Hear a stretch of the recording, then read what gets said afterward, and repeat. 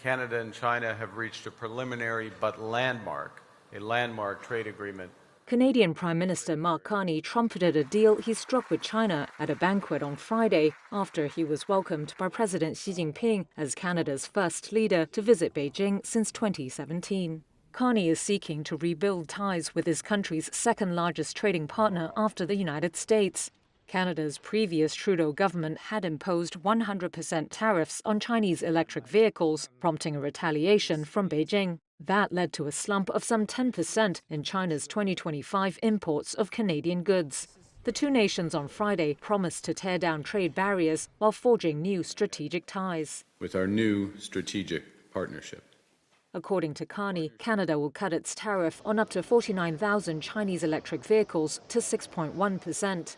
Carney said he expects the deal to drive considerable Chinese investment into Canada's auto sector and increase local demand.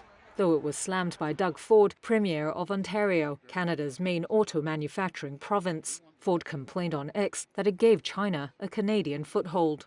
But as part of the agreement, China will also lower tariffs on farm and food products. For example, on canola seed, a $4 billion market for Canada, according to Carney. He said China will cut the combined levels of canola seed tariffs from 84% to about 15% by March the 1st.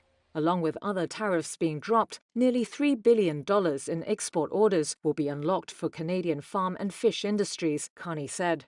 Beijing, meanwhile, is also keen to cooperate with a group of 7 nations in a traditional sphere of U.S. influence. Both China and Canada were hit with tariffs after U.S. President Donald Trump's return to the White House.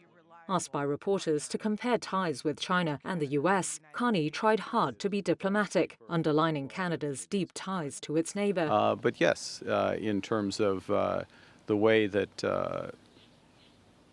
our relationship has progressed in recent months with China, it is more predictable, and you see results coming from that.